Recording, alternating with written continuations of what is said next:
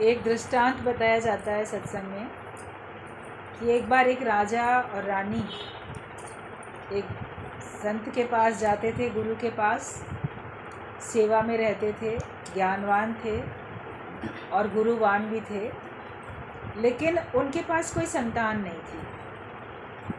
तो ऐसे ही उन्होंने बैठे थे, गुरु भी वो लोग भी। तो गुरु ने पूछा कि क्या बात है। तो उन्होंने कहा कि क्या हमारे भाग्य में संतान है? भाई संतान हमारे पास नहीं है, पुत्र नहीं है, क्या हमारे भाग्य में है भी? तो गुरु ने देखा, बोले हाँ, तुम्हारे भाग्य में है संतान, तुमको संतान होगी, हम कह रहे हैं तुमको होगी संतान। लेकिन एक बात है, हम आशीर्वाद दे रहे हैं तुम्हें संतान होगी, लेकिन जब हो तो तुम मुझे ज़रूर बुलाना। तो वो बोले कि अरे हमारे घर अगर संतान आएगी तो आपको तो हम ज़रूर बुलाएंगे, मतलब कुछ भी हो जाए मुझे बुलाना मत भूलना। नहीं, आपको कैसे भूल सकते हैं, आप ही के आशीर्वाद से तो हमको, आपने कहा है होगी तो ज़रूर होगी। तो कुछ समय के बाद उनके घर में पुत्र हुआ, एक संतान उनके पास आई। राजा और पूरा महल राज्य सब लोग बड़े खुश, रानी बड़ी खुश। बुलाया, नहीं अभी उसका जन्म हुआ है, तो सबसे पहले गुरु को ही सूचना दी कि पहले आप ही आइए, पहले आप ही राजकुमार का दर्शन करें, आप भी इसको आशीर्वाद दें, फिर हम कुछ और काम करेंगे। आए गुरु, देखा, तो जब उसको देखा तो उन्होंने क्या कहा, बोले ऐसा है, एक थाल भर के सोना चांदी हीरा जवाहरात ये जो है सब एक थाल भर के ले आओ। ले आए, तो खजाना तो भरा पड़ा था। थाल भर के लाए तो उन्होंने उस थाली को उस बच्चे के हाथ से ऐसे छुआ दिया। जैसे कई बार होता है ना, किसी को कोई सी दान में देनी होती है, वो बीमार है तो उसके हाथ से टच करा के और लोग जाके उसको दे आते हैं। तो राजा रानी यही सोच रहे थे कि शायद अभी बच्चे ने जन्म लिया है तो इसके हाथ से सबसे अच्छा काम, दान का काम गुरु करवाना चाह रहे हैं। तो बच्चे के हाथ पे वो छुआया थाल, पूरा उसके हाथ से सारा स्पर्श कराया, सोना चांदी हीरा मोती सब,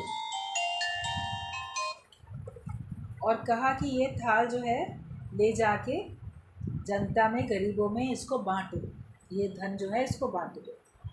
थाल लेके उधर गए, जो थे उनके कर्मचारी बाहर बांटने के लिए, सबको बधाई देने के लिए, सब लोग बड़े आए हुए खड़े थे, तो गरीबों में बांटने के लिए ऐसे गए। इधर क्या देखा कि वो जो बच्चा था उसका तो देहांत हो गया। अब बड़ा परेशान हुए, ये क्या हुआ, अभी बच्चे ने जन्म लिया था और अभी इसके हाथ से अभी गुरु ने छुआ के भेजा ही है, और ये बच्चे का तो देहांत हो गया, दुनिया से ही चला गया ये बच्चा। तो बड़ा मातम छा गया, रोना पीटना मच गया, ये क्या हुआ। तो गुरु ने कहा नहीं नहीं, रो मत, परेशान मत हो, तुम्हें भगवान और संतान देगी, ये चला गया कोई बात नहीं, तुम्हें और संतान मिलेगी, मत चिंता करो, रो नहीं, तुम्हारे पास फिर संतान तुमको मिलेगी, और फिर जब आएगी तो मुझे बुलाना। अब उसकी बात मान के भी, गुरु हैं आखिरकार, धीरज रखा उन्होंने, दोबारा भी उनको पुत्र हुआ, फिर बुलाया, सूचना भेजी कि पुत्र हुआ है दोबारा भी। तो उस गुरु आए तो उन्होंने कहा कि ऐसा करो कि एक थाल में रेशमी वस्त्र का एक थान पूरा का पूरा रख के ले आओ। अब वो डर रहे थे सब कि पहले भी इसने मंगवाया था थाल में हीरा मोती सोना चांदी सब, और अब रेशमी कपड़ों का थान पूरा मंगवा रहे हैं गुरु, ये क्या कर रहे हैं। उसको बच्चे के हाथ से वो थान को टच कराया और कहा जाओ इसको ले जाके दे दो, किसी को बांट दो, लोग अपने वस्त्र बना लेंगे, इसको बांट दो। तो वो रेशमी वस्त्र का जो थान था थाली में लेके जब लोग गए, और तब तक इस बच्चे का भी देहांत हो गया। अब तो बहुत परेशानी हो गई, ये क्या हुआ, वे पहले कोई ऐसा हो जाए तब फिर देखा जाता है कि कोई एक हो गई होगी घटना, लेकिन दोबारा भी इसी प्रकार से हुआ, तब सबको बड़ा अंदर में आश्चर्य हुआ, घबराहट हुई, ये क्या किया। तब गुरु ने कहा कि मत रो, मत परेशान हो, भगवान तुमको और देंगे, तुमको और संतान होगी, लेकिन जब होगी तो मुझे बुलाना फिर ज़रूर। मैं कह रहा हूँ और होगी तो तुम बुलाना। धीरज दे के चले गए गुरु। तो रानी बहुत परेशान हो गई, राजा भी, कि ये गुरु कैसे हैं, आते भी हैं और बच्चे को देखते हैं, और ऐसे अलौकिक अजीब सा कार्य किया, बिल्कुल विस्मयकारी, आश्चर्यजनक बिल्कुल, और बच्चा दुनिया से चला जाता है। अब जब तीसरी बार उनको संतान होने वाली थी, रानी कहती है कि उनको मत बुलाओ, वो आते हैं तो हमारा बच्चा मर जाता है। तो राजा ने कहा देखो हमारे गुरु हैं, हम उनको गुरु मानते हैं, हमारे गुरु हैं, और उन्होंने कहा है तो गुरु की आज्ञा को तो हम नहीं टाल सकते। बाद में क्या पता नहीं चलेगा गुरु को, तो ये तो खराब हो जाएगा, बात को, आज्ञा को ना मानना अच्छा नहीं रहेगा। उन्होंने कहा है बुला, तो हमें बुलाना तो उनको पड़ेगा। देखें हर बार थोड़ी ना ऐसा होता है, चलो एक बार हो गया, दो बार हो गया, कोई बात नहीं।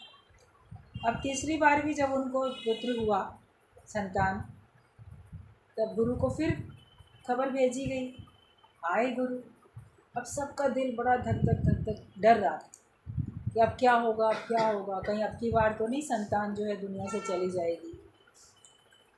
तब देखें अब क्या करता है गुरु। गुरु ने आके देखा उस बच्चे को, तो राजा को पास में बुलाया, बोले चाकू ले आओ। चाकू आया तो राजा के हाथ की उंगली से ज़रा सा कट लगा के 2 बूंद राजा का खून उस बच्चे के मुंह में टपकाया। सब डर रहे थे ये क्या हो रहा है, गुरु को कुछ कहने की हिम्मत भी नहीं पड़ रही थी। तो वो 2 बूंद खून जो था राजा की उंगली से टपका के बच्चे के मुख में डला दिया, और ऐसा किया, और देखा थोड़ी देर में बच्चा, उसका भी देहांत हो गया, वो भी दुनिया से चला गया। अब तो बहुत भय हुआ, बहुत सब परेशान हो गए, रोना पीटना बहुत हो गया, ये क्या हो रहा है। तो राजा ने कहा मत घबरा, इसको राजा को कहा गुरु ने कि मत घबरा, तुमको भगवान और संतान देगा, ये चला गया, इसको जाने दो, परेशान मत हो, तुमको और संतान मिलेगी, लेकिन मुझे फिर बुलाना ज़रूर है। अब वो तो चला गया बोल के गुरु। अब बिल्कुल विश्वास ही नहीं रह गया जैसे रानी को, राजा को, कि गुरु पता नहीं हमारे संग क्या खेल करते हैं। कहते भी हैं होगी संतान, लेकिन हम संतान के आस में जीते हैं, संतान का मुख देखते ही वो दुनिया से चला जाता है, पता नहीं हम क्या कर रहे हैं, हमारे भाग्य में क्या है। अब चौथी बार भी संतान हुई, पुत्र हुआ,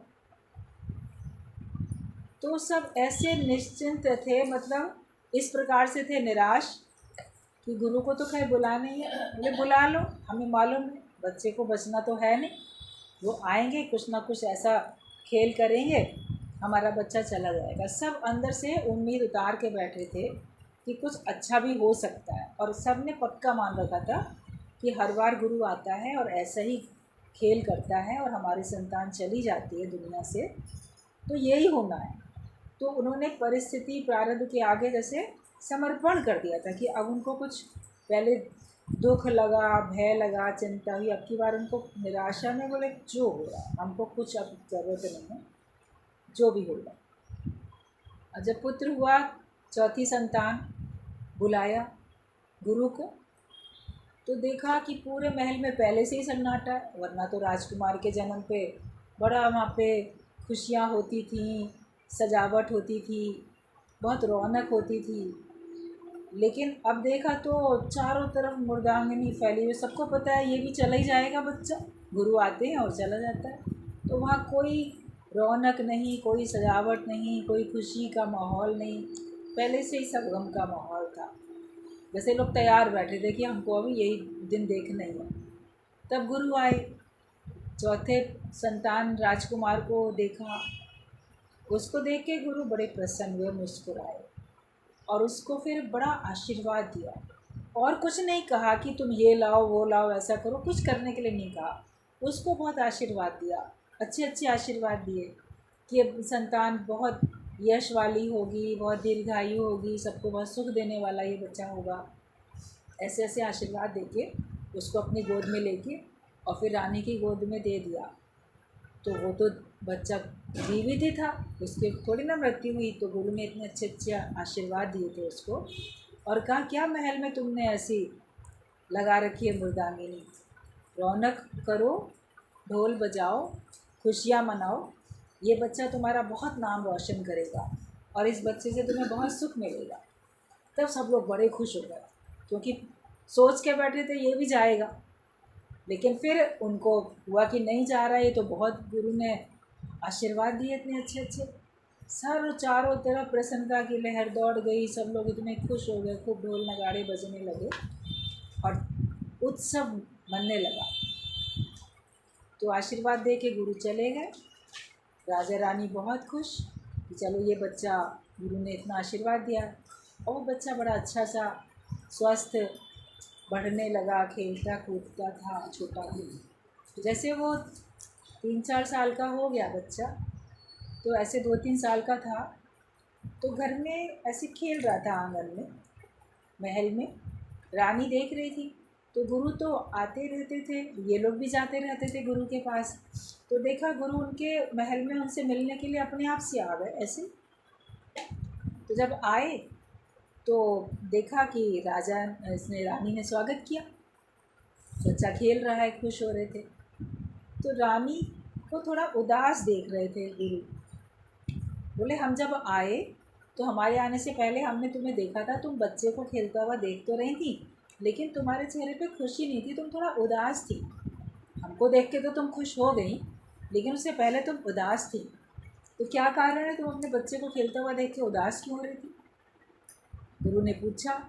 तो रानी ने कहा कि गुरुदेव बात ये है कि मैं बच्चे को देख के तो बहुत खुश होती हूँ, लेकिन आज ऐसे देख के उदासी इसलिए आई कि वो जो हमारे 3 संतान पहले चली गई, आज वो भी अगर होते तो चारों भाई एक दूसरे से आपस में खेलते हुए कितने अच्छे लगते।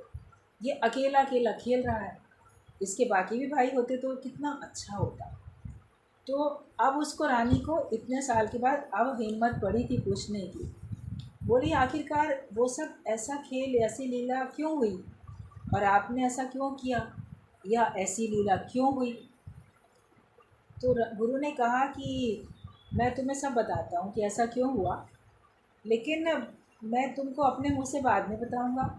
मैं अपनी योग माया से, योग बल से, जो चले गए हैं तुम्हारे पुत्र तीनों, उनको मैं, उनकी आत्मा को, जीवात्मा को तुम्हारे सामने अभी ला सकता हूँ और वो आके तुमको खुद अपने मुँह से बताएंगे, फिर मैं तुम्हें बताऊँगा।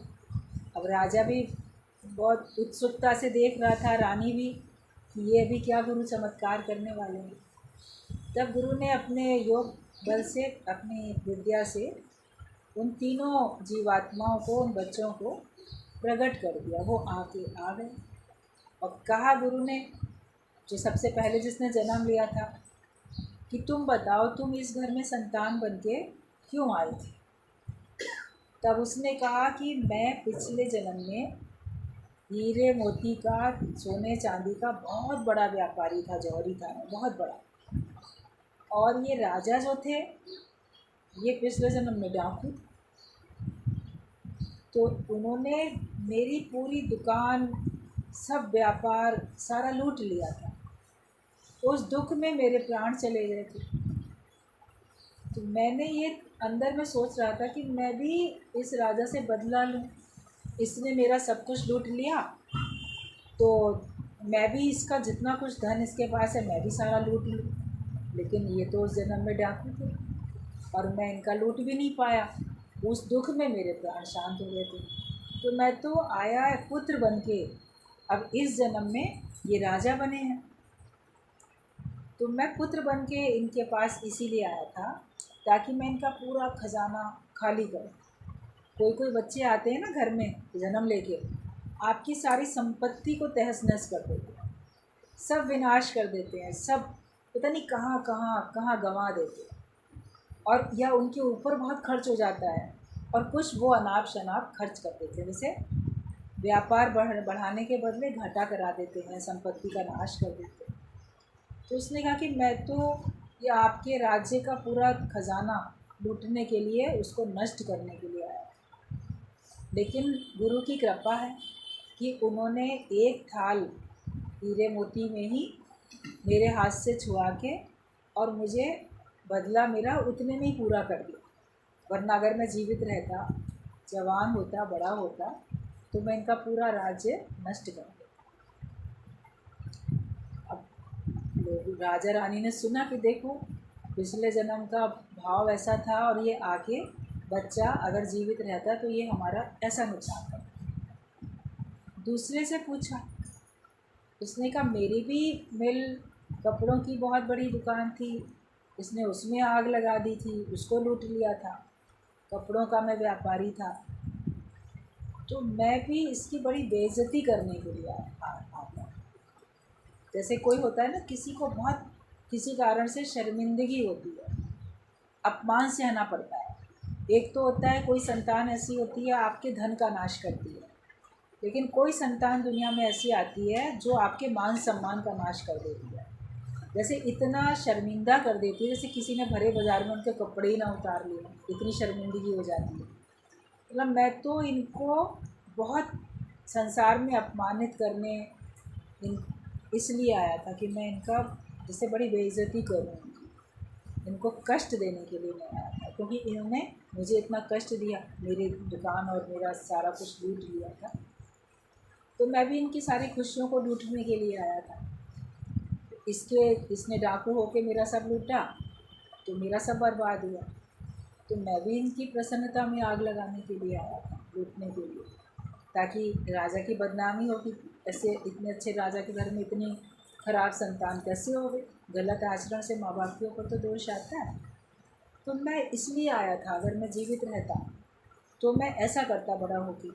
लेकिन गुरु की कृपा, उसने एक थाल जो कपड़ों का थान था रेशमी कपड़े का, उसी पे हाथ छुआ के मेरा बदला पूरा करा दिया। और मैंने गुरु के कारण से अंदर अंदर उतने में ही संतोष कर लिया। एक पहले बच्चे ने उस थाल के उतने में संतोष किया, गुरु के आशीर्वाद की कृपा से, संकल्प से, और इसने ऐसे किया तो मैं चला गया। मैं तो जिस काम के लिए आया था वो काम हो गया पूरा। तीसरे बच्चे को पूछा, उसने कहा इसने तो जब डाकू था तो मेरे पूरे परिवार को नष्ट करके इसने मुझे ही मार डाला, तो मैं तो इसका खून करने आया। जैसे होता है ना, मैं तेरा खून पी जाऊँ, मैं नष्ट हो, मैं तो बड़ा होके अपने पिता की ही हत्या करता, इनकी हत्या ही करने के लिए मैं आया था। लेकिन गुरु की कृपा, उसने केवल 2 बूंद खून मेरे मुंह में डाल के जो मेरी इसको खून करने की प्यास थी वो बुझा दी और मेरा बदला पूरा कर दिया उतने में ही। तो फिर मैं भी चला गया, मेरा काम गुरु के कारण से गुरु ने उतने में मेरे को सब्र दिला दिया कि तुम इसका खून करने के लिए आए हो, तुम इसका खून 2 बूंद मुँह में ले लो और जाओ। तो वो तीनों के तीनों जो थे, जो पुत्र बन के आए थे, तो वो उसके साथ इतनी शत्रुता निभाने के लिए आए थे। अब वो राजा रानी तो नहीं जानते थे, कोई भी नहीं जानता उसके घर में संतान आती है तो किस लिए आती है। लेकिन जो ऐसे संत होते हैं, सिद्ध पुरुष होते हैं, उनको पता होता है। तो गुरु ने अपनी कृपा करके उनका इतना जो भारी नुकसान हो सकता था उससे बचा लिया। अब ये लोग, राजा रानी ने सुनी ये बात कि कैसे तीनों लोग जो थे इसलिए आए थे हमारे पास, तो मन ही मन डरे और गुरु के शुक्राने गाए। फिर गुरु ने कहा, ये जो तुम्हारा चौथा पुत्र है, इसकी तुमने बहुत जैसे मदद की और सेवा की। क्योंकि कभी ऐसा होता है कि कोई डाकू होता है, डाके डालता है, लेकिन फिर कभी उसका हृदय परिवर्तित हो जाता है, फिर वो किसी के लिए बहुत अच्छा भी करता है, बहुत किसी को निस्वार्थ भाव से किसी की मदद करके उसको सुख भी देता है। तो ये बहुत जो था, तुमने इसको सुख दिया था, तो इसके लिए ये तुमको सुख देने के लिए आया, और ये तुम्हारा बहुत नाम करने, सुख देने के लिए आया। कि किसी जन्म में तो हम किसी के लिए अच्छा करके आते हैं, किसी जन्म में किसी के लिए बुरा करके आते हैं। तो राजा ने किसी जन्म में उसका बहुत जैसे कि अच्छा किया था, तो इसलिए वो सुख देने के लिए आया था। ये डाकू वाले जन्म में तो उन 3 लोगों ने नुकसान उठाया था, लेकिन किसी जन्म में उसने उसके लिए बहुत मदद भी की थी, तो वो सुख देने आया था। तो उसको गुरु ने जीवित रखा कि ठीक है, ये तो सुख देने के लिए आया, इसलिए रहे। जब ये बात सुनी राजा रानी ने, तब उनको लगा कि गुरु के कितने रहस्य छिपे होते हैं उसके लीलाओं में, उसके कर्म में, जहाँ तक हमारी बुद्धि नहीं जा सकती। वो हमको बचा लेता है। जो भी गुरुवान बनते हैं तो गुरु उनको, जैसे गुरु कर्मों से छुड़ाए, भजन एक आता है उसमें लाइन आती है, गुरु हमको हमारे कर्मों से भी छुड़ा देता है। तो जो कर्मों के फल हमको भोगने थे तो शूली से कांटा हो जाते। जब आप ज्ञान के रास्ते पे आगे बढ़ते हो आपको बहुत अधिक दुख मिलता है, लेकिन गुरु की कृपा से बहुत कम मिलता है, शूली से कांटा हो जाता है।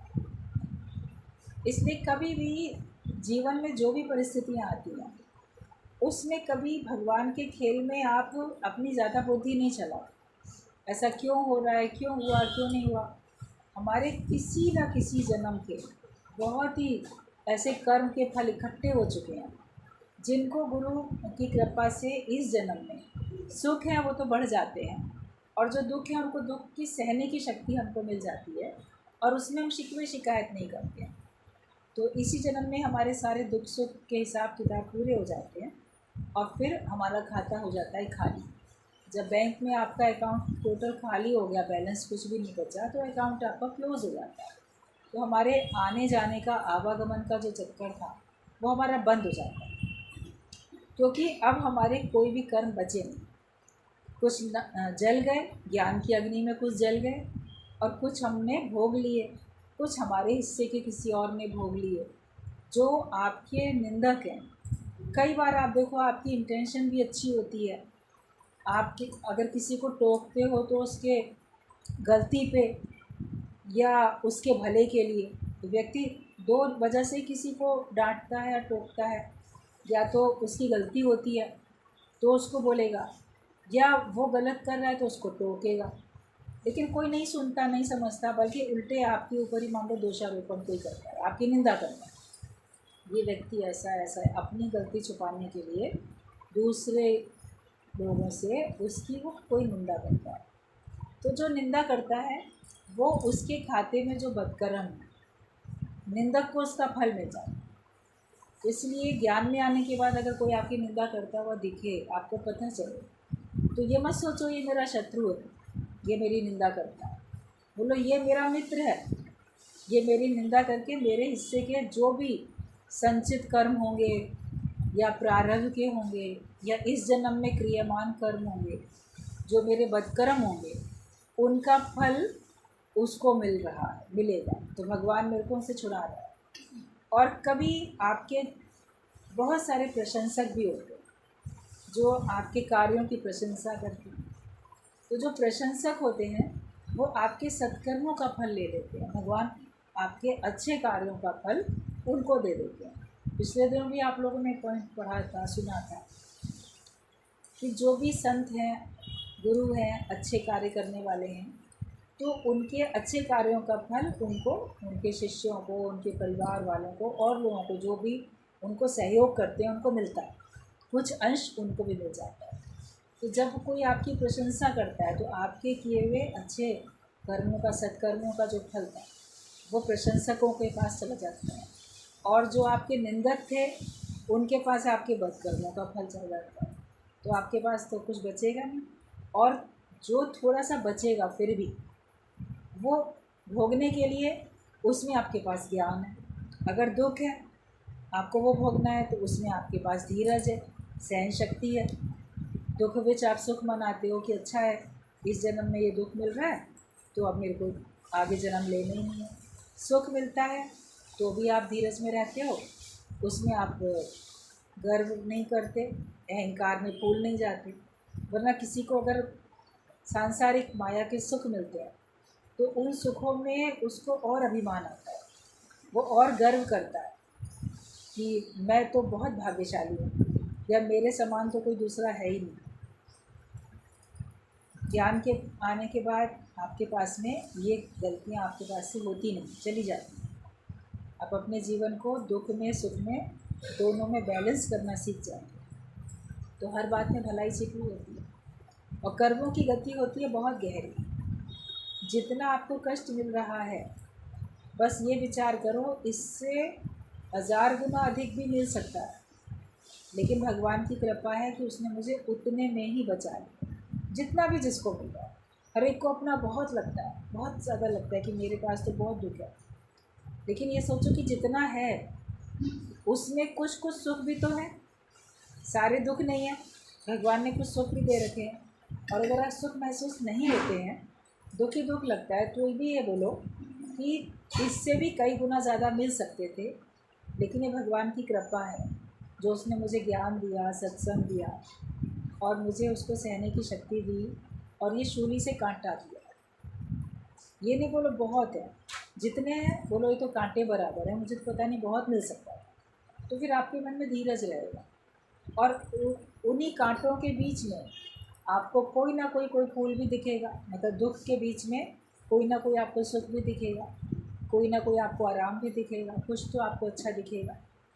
वरना क्या होता है कि मनुष्य दुखों को याद करता रहता है और उस दुख के पीछे जो बीच में हमको भगवान ने सुख भी दे रखे हैं उनको व्यक्ति याद नहीं करता। गुरु दृष्टि डाल देते हैं कि भलाई भी छिपी हुई है, जहाँ हो, जिस जगह पर हो, जिनके बीच में हो, जहाँ भी हो, जिस परिस्थिति में हो, होते जिस खेल में, जिस मेल में, जिस रेल में, जहाँ रहो वाहेगुरु वाहेगुरु वाहेगुरु, मतलब हर बात में वाह वाह करो। जहाँ भी रहो, जिस परिस्थिति में रहो, बोलो इससे भी ख़राब परिस्थिति हो सकती थी, इससे भी ख़राब फैमिली मेम्बर्स या जिनके बीच में रहते हो वो मेरे से और ख़राबी कर सकते थे, व्यवहार ख़राब कर सकते थे, इससे भी अधिक नुकसान हो सकता है, लेकिन भगवान ने मुझे बचाया।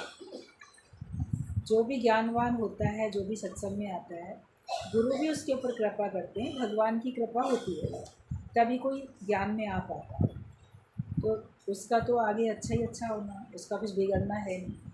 हमेशा शुक्रानों में रहो, कभी भी भगवान से शिकवे शिकायत नहीं। करो ना शिकायत, ना करो तुम पुकार, सदा ही शुक्र कर, शुक्र में गुजार, हमेशा ही शुक्राने में रहो। किसी प्रकार की हमको अधीरज होके, व्याकुल होके शिकायत नहीं करनी है, पुकारना नहीं है किसी को कि तुमने ये किया वो किया। उसने कभी कुछ अच्छा भी किया होगा ज़िंदगी में एक बार, तो उस अच्छे को ही बार बार याद करो, बुरे को हमें याद नहीं करना। फिर आप देखोगे आपका वर्तमान भी और आपका भविष्य भी हमेशा सुख में हो जाएगा। और अगर हम शिकायतें करते रहेंगे तो ना हमारा वर्तमान अच्छा बनेगा और ना हमारा भविष्य अच्छा बनेगा।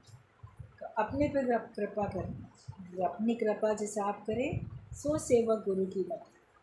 वो ही सच्चा भगवान का शिष्य है, गुरु का सेवक है, सच्चा भक्त है भगवान का, जो कि अपने ऊपर अपनी कृपा करता है, मतलब ज्ञान के हिसाब से अपने विचार बनाता है, अपने विचार उसको बनाने आ जाते हैं। है तो यही वर्णमाला, इसी वर्णमाला में से वही मात्राएं हैं, वही वर्णमाला है, उसी में से आप कैसे भी शब्द लिख पाते हो, कैसे भी आप कर सकते हो। कई लोग कितने सुंदर सुंदर भजन, गाने, कहानियाँ, दृष्टांत सब लिख लेते हैं, और कई लोग उन्हीं वर्णमाला में से किसी के लिए अपशब्द भी लिख लेते हैं, कुछ कुछ ऐसा टॉन्टिंग वे में भी लिख देते हैं। तो चुनाव तो उन्होंने किया ना, अक्षर भी वही थे, मात्राएं भी थी, क्या लिखा, किस भाव से लिखा, वो जानते हैं। तो हम जो कुछ भगवान ने दिया उसको हम अच्छी तरह से लें। एक बार एक पॉइंट बताया जाता था कि जैसे देखने का नज़रिया, टीचर ने ब्लैक बोर्ड पे लिखा कि देखो ज़रा सा कुछ चेंज करने से इसके 2 अर्थ बन सकते हैं। तो लिखा गॉड इज़ नाउ हियर, भगवान अब यहाँ हैं, इंग्लिश में लिखा। इसका जो नाउ की स्पेलिंग होती है NOW, अगर इस में से NO हम अलग कर दें और इस W को हेयर के साथ उधर लगा दें तो क्या बन जाएगा, गॉड इज़ नो वेयर, उल्टा बन जाएगा।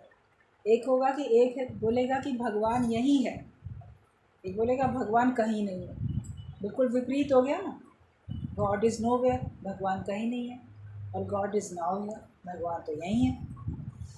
तो लिखा हुआ तो वही है, स्पेलिंग्स वही हैं, हमें अपने हिसाब से हमको क्या देखना है, हमको वो अक्षर इधर से उठा के उधर लगा देना है, बस इतना ही तो करना है। अक्षर भी वही है, उसको एन ओ के साथ जोड़ लेते हो तो क्या होता है, नो के बदले नाव बन जाता है। और उधर हटा देते हो, डब्ल्यू को उधर कर देते हो तो फिर आपका ऐसा बन जाता है। तो विचार आपके अपने हैं, उसी परिस्थिति को आप अच्छा कह सकते हो, उसी परिस्थिति को आप खराब कह सकते हो। अपना दृष्टिकोण बदल लो, अपना देखने का नज़रिया हमें बदल लेना चाहिए। और अपने ऊपर हमको हर तरह से हमको संयम अपने ऊपर हमको रखना चाहिए। जब हम इस प्रकार से अपना संयम रखेंगे, फिर आप देखोगे कि आपका जीवन जैसा गुरु बनाना चाहता है वैसा बनेगा, और जैसा भगवान ने चाहा वैसा ही बन रहा है। लेकिन मनुष्य को कर्म करने की स्वतंत्रता दी हुई, हर बात के लिए नहीं बोल देना भगवान ने चाहा है इसलिए ऐसा बनता है। जो आप कर सकते हो, आपकी भी तो चाहत है उसमें। क्या केवल भगवान की मर्ज़ी से चलते हो? आपकी अपनी मर्ज़ी कोई नहीं है। अगर आपकी अपनी मर्ज़ी नहीं है कोई, तो आप संत हो, आप ब्रह्मज्ञानी हो, उसके भी आप अपने साक्षी बनोगे। या आप सचमुच में ईश्वर इच्छा पे चलते हो, जैसे सूखे पत्ते को हवा जहाँ भी उड़ा के ले जाए वो चला जाता है, उसकी अपनी कोई इच्छा नहीं होती। ऐसे संत भी अपने जीवन को, अपने शरीर को सूखे पत्ते की तरह हुक्म की हवा पे छोड़ देता है, जहाँ भगवान चाहता है वैसे ही जाता है, उसकी अपनी कोई चाह नहीं होती। लेकिन उसने अपना मार्ग तो अच्छा बना के रखा है ना संत ने, उसकी अपनी इच्छा नहीं है, भगवान की मर्ज़ी में चलता है। तो भगवान की मर्ज़ी कभी आपको गलत रास्ते पे नहीं लेके जाएगी। एक होता है अपनी इच्छा, एक होता है पर इच्छा, एक होता है ईश्वर इच्छा। तीनों को हमको अलग अलग समझना पहले ज्ञान से पड़ता है। गुरु हमको तीनों को समझाता है, पहले हम नहीं समझ पाते। तीनों इच्छाएं हमारी मिली रहती हैं, अपनी इच्छा कौन सी है, दूसरे की कौन सी है, तो भगवान की कौन सी है। फिर आप जान जाते हो, पहचान जाते हो कि ये मेरी अपनी इच्छा है। मैं अपने को देह मानता हूँ, अपने को जीव मानता हूँ, और मेरे जीव भाव के कारण से अपने को जो मैंने एक आकार में बांध लिया, एक हद में बांध लिया, एक अपने को नाम रूप का मान लिया, तो ये इच्छा उसकी है। तो उसको माइनस करो, जब अपने को गुम करोगे बी नथिंग हो जाओगे, तो आपको अपनी इच्छा समझ में आती है कि नहीं, यहाँ मेरी इच्छा है और यहाँ ये दूसरे की इच्छा है। एक आप अपनी मर्ज़ी से कहीं जा रहे हो, एक दूसरे की इच्छा से आप चले गए। चलो बहुत कहता है इसकी इच्छा पूरी कर देते हैं, घुमा लाएँ इसको, ये लेके दे दें, बच्चों की फरमाइशें, परिवार वालों की बातें आप पूरी करते हो, उनकी ज़िद से उसे आपको जाना पड़ता है। आपकी इच्छा नहीं होती है लेकिन आप उसको काट नहीं पाते, लोकारित को या अपने ही मोह ममता के बंधन को। तो आपको पता चल जाता है कि हाँ, ये मेरी तो इच्छा नहीं है लेकिन ये इन लोगों की इच्छा है। लेकिन फिर ये पता चलेगा कि कौन सी भगवान की इच्छा है, जिसमें कोई आपको ज़िद भी नहीं कर रहा है कि तुम ऐसा करो, और आपकी भी कोई मर्ज़ी नहीं है। लेकिन फिर भी परिस्थितियाँ होती हैं, या किसी की प्रेरणा होती है, किसी का संकल्प होता है, उमंग होती है, तो आपसे कुछ कार्य होता हुआ दिखता है। तो ज्ञानी जानता है कि ये ईश्वर की इच्छा से हो रहा है, और जो ईश्वर की इच्छा से होता है वो हमेशा अच्छा होता है, उसमें कहीं कोई बदकर्म शामिल नहीं होता। ईश्वर की इच्छा में बदकर्म नहीं होता। आपकी स्वयं की इच्छा में हो सकता है, पर इच्छा में हो सकता है, दूसरा व्यक्ति आपको कुसंग कुमार्ग पे लेके जा सकता है, और आपका मन भी आपको लेके जा सकता है। लेकिन ईश्वर इच्छा, जो प्योर ईश्वर इच्छा होगी, उसमें कोई बदकर्म शामिल नहीं है, उसमें आपकी आध्यात्मिक उन्नति है और दूसरे की भी वास्तविक भलाई। जब आपको ये अपने कर्मों को जांचना परखना आ जाता है, तो ज्ञानी फिर ईश्वर इच्छा से ही चलता है। इसलिए अपने आप को चेक करो, हमारे अंदर अभी कौन कौन सी इच्छाएं हैं, या हम कौन सी इच्छा के द्वारा प्रेरित होके हमसे कर्म हो रहे हैं। सिर्फ भगवान के हुक्म पे ज्ञानी चलता है, उसकी अपना कुछ नहीं होता, कोई उसको ज़बरदस्ती कहीं लेके नहीं जा सकता। लेकिन वो अगर जाएगा तो वो अपनी मर्ज़ी से, और वो भगवान की मर्ज़ी से जाएगा, क्योंकि उसमें कोई भलाई छिपी है। तो बहुत सूक्ष्म बात है ये, तीनों प्रकार की इच्छाओं को जांचना, परखना, पहचानना, और उस ईश्वर इच्छा में अपने आप को विलीन कर देना। जो तेरी इच्छा वो मेरे लिए इच्छा, ईश्वर इच्छा से अगर चलोगे तो कोई आपने काम शुरू किया और वो पूरा नहीं हुआ तो आपको कष्ट नहीं होगा, क्योंकि ईश्वर इच्छा थी, आपकी नहीं थी। और जो अपनी इच्छा से किया वो काम पूरा नहीं होगा तो आपको तकलीफ होगी। पर इच्छा से चले वो काम नहीं हुआ तो दूसरा परेशानी में आएगा, तकलीफ होगी। लेकिन ईश्वर इच्छा में चलने में कहीं किसी को तकलीफ होने वाली नहीं, आपको अंदर से कष्ट मिलने वाला नहीं है। ये एक थोड़ी सी पहचान कर जाती है, लक्षण आपको पता चल जाता है। ताकि जितने जितने आप आत्मिक स्थिति अपनी बनाओ उतनी उतनी आपके अंदर में समझ और बढ़ती जाएगी और आप फिर पहचान सकोगे। बोलने की भी बात नहीं है, केवल पहचान सकोगे और फिर आपका जीवन हमेशा आनंदित रहेगा। आपके अंदर कभी भी उलझन नहीं रहने वाली। जो भगवान के रास्ते पे चलते हैं, ज्ञान के मार्ग में चलते हैं, ईश्वर इच्छा में चलते हैं, वो हर पल उमंग में रहते हैं। उनको कभी किसी प्रकार का कष्ट नहीं होता है।